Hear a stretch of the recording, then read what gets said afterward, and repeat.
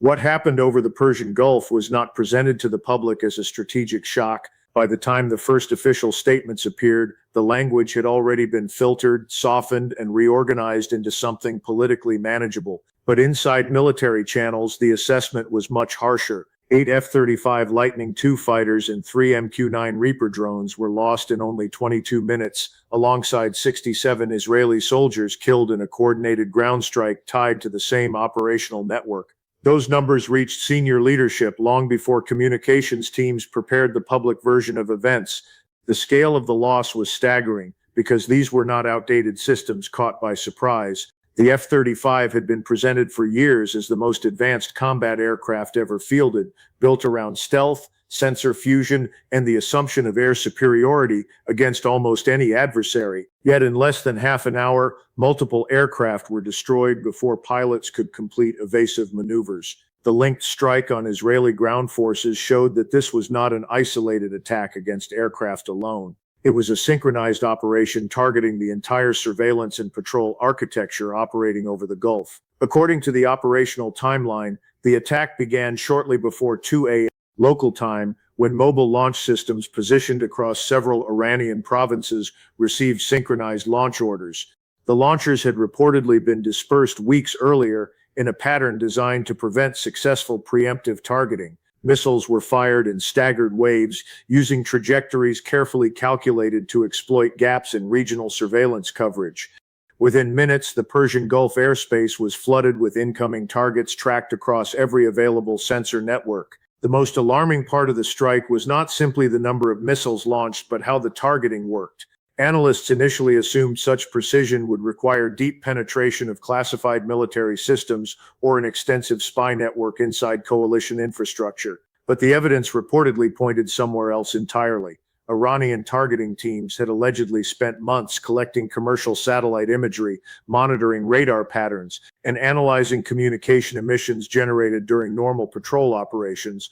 The stealth aircraft themselves were not visible in the traditional sense, but their operational behavior created detectable patterns over time. That distinction changes everything. The stealth technology functioned as designed against radar detection, but the aircraft still produced emissions, flight habits, communication routines, and patrol geometries that could be studied and mapped. Over months of observation, those patterns allowed targeting models to predict aircraft positioning with extraordinary accuracy. By the time the missiles launched, the targeting system already knew where the patrol routes would likely place the aircraft. In that environment, stealth alone was no longer enough protection. Internally, this appears to have triggered serious concern because the vulnerability was doctrinal, not just technical. The problem was not that the aircraft themselves suddenly stopped working. The problem was that military planning had assumed this level of targeting precision against moving stealth aircraft was impossible without elite intelligence capabilities. Iran allegedly demonstrated that commercially available data, combined with patience and analytical discipline, could achieve much of the same effect. That means the vulnerability extends far beyond one aircraft type or one battlefield. The economic side of the strike also carries major implications. Each missile in the attack reportedly cost a fraction of the defensive interceptors used against them. Iranian missiles estimated around several $100,000 forced the expenditure of interceptors costing several million each. Once defensive magazines were depleted, reload cycles could not keep pace with incoming waves. By the time later salvos arrived, defensive systems were already struggling with ammunition shortages and engagement saturation. The result was an exchange ratio deeply favorable to the attacker. Billions of dollars in aircraft, sensors, infrastructure, and patrol capability were reportedly neutralized by a strike package costing a fraction of that amount. More importantly, the strike demonstrated how saturation tactics can overwhelm even advanced defensive systems when enough targets arrive simultaneously. That lesson will not be studied only in Tehran or Washington. Military planners across the world are examining the implications right now. What makes this especially significant is that the methodology does not belong exclusively to one country. Commercial satellite access, open source analytical software, signal analysis, and pattern tracking are increasingly available globally. The barriers to building sophisticated targeting systems are lower than they were even a decade ago. The Persian Gulf incident therefore becomes more than a regional clash.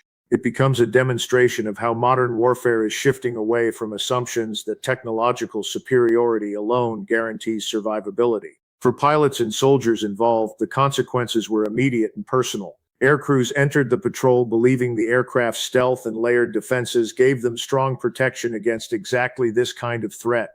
The ground personnel connected to the same operational network depended on that architecture remaining intact. When it collapsed in minutes, both the aircraft overhead and the forces below became vulnerable simultaneously. Families on both sides were left waiting for information while governments carefully managed public messaging. Strategically, the larger issue is what this means for the credibility of Western air power. For decades, the United States and its allies built military doctrine around the assumption that advanced stealth aircraft could dominate contested airspace long enough to shape the battlefield below. If adversaries can now track, predict, and saturate those systems using relatively inexpensive tools and massed missile attacks, then the balance between offense and defense may be changing much faster than many institutions anticipated. That does not mean stealth aircraft are obsolete or useless.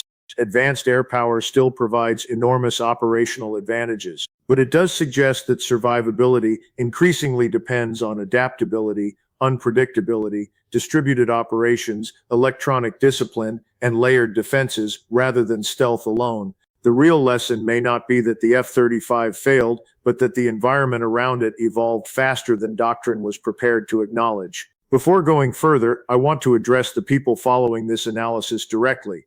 If you have been here before, then you already understand what this community is about. The people watching this channel decided a long time ago that official narratives alone are not enough to fully understand modern geopolitical and military events. Public statements are carefully filtered, politically managed, and often stripped of the operational details that actually explain why events matter.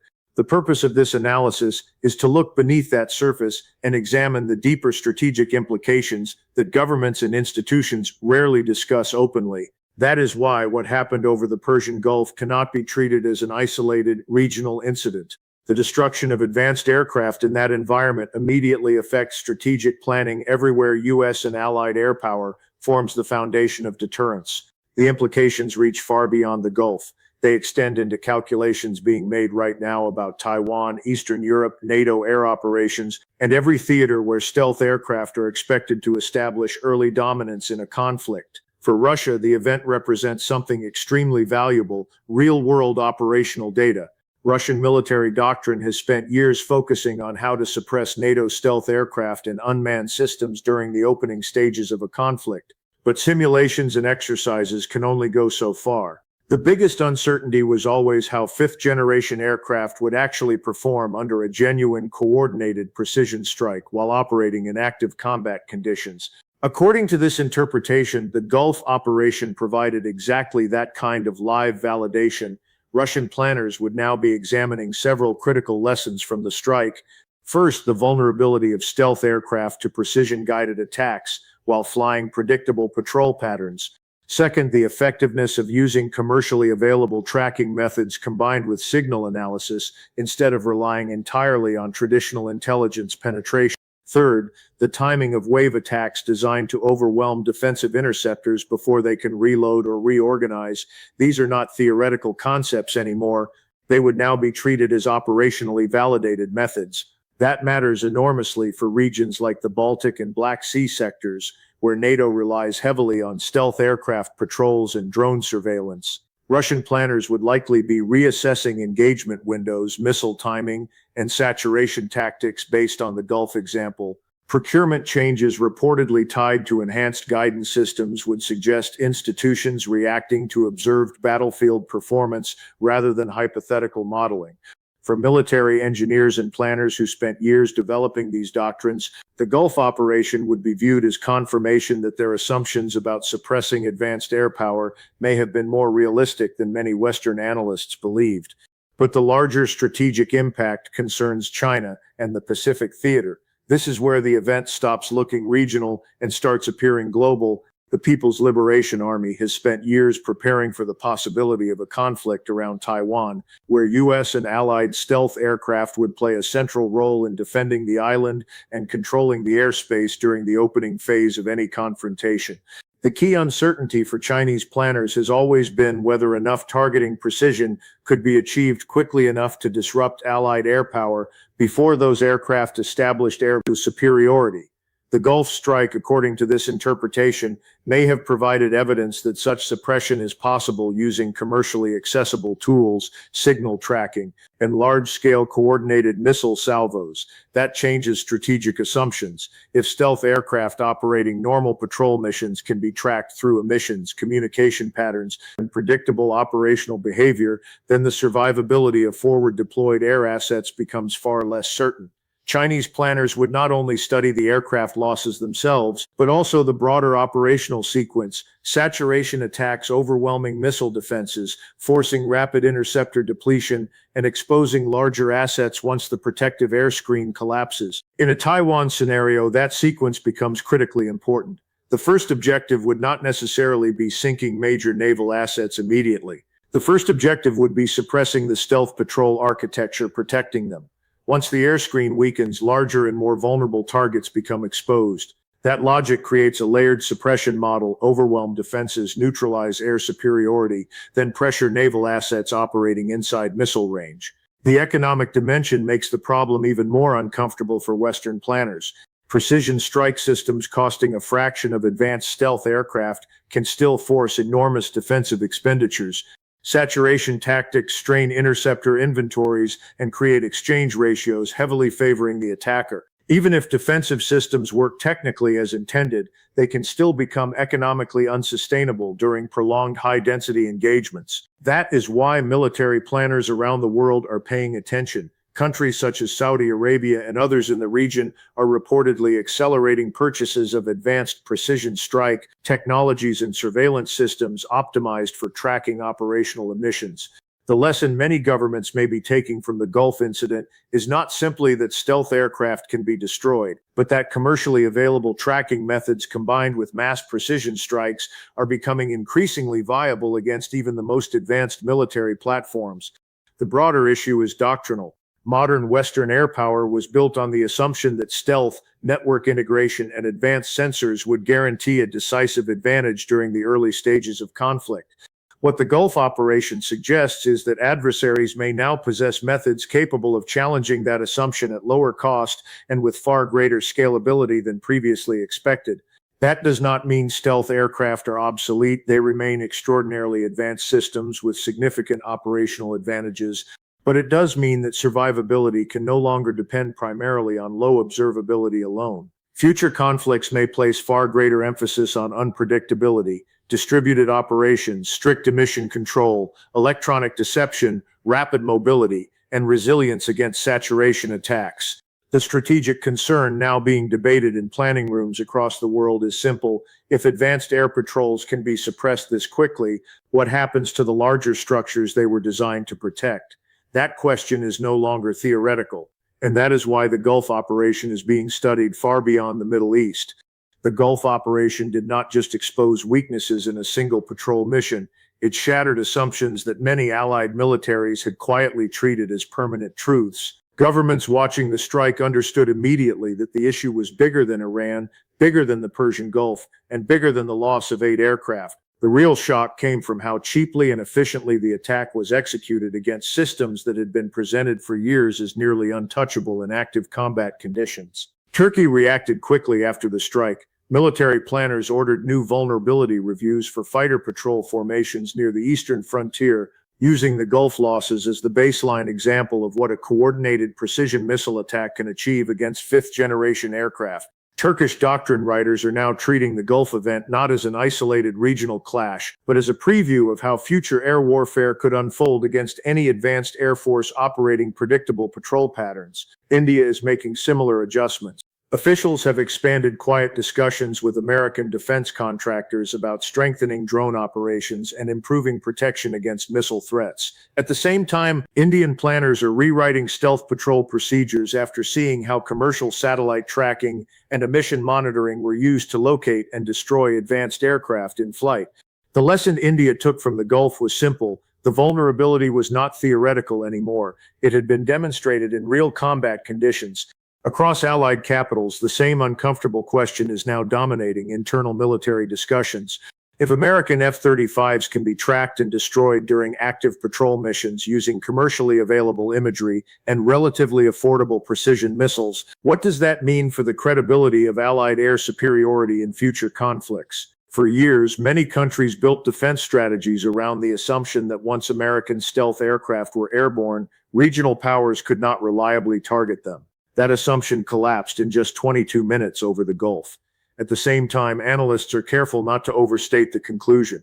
The F-35 remains one of the most advanced combat aircraft ever built. Its sensor fusion, battlefield awareness, and ability to operate in contested environments still provide major advantages over older aircraft. In a conventional one-on-one engagement with full support systems intact, it remains extraordinarily capable. But those strengths did not prevent the destruction of 8 aircraft during the coordinated missile attack. The issue was not dogfighting performance or pilot skill. The issue was that the aircraft had already been found before the engagement even began. Commercial satellite imagery, emission tracking, and long-term observation allowed targeting packages to be built long before the missiles launched. Once the patrol routes and operational signatures were mapped, stealth alone could not protect the aircraft from a saturation strike. The damage after the attack was devastating. Within less than an hour, only a tiny fraction of the patrol network remained operational. Much of the surveillance architecture that commanders depended on for real-time battlefield awareness was destroyed or crippled. Communication systems were disrupted at the same moment the aircraft were being targeted, creating confusion across the carrier group and slowing any organized response. That combination was intentional. The operation was designed not only to eliminate aircraft, but also to damage the command systems needed to coordinate a counterattack. Military planners across the world immediately recognized the significance of that sequencing. A coordinated missile salvo could simultaneously blind an air force and disrupt the leadership structure trying to respond to the crisis. The next several months will likely unfold across 3 major tracks. The first is operational restructuring. American commanders are already revising patrol routes, communication procedures, and emission control protocols. The challenge is that stealth aircraft rely heavily on communication and sensor sharing to perform their missions effectively.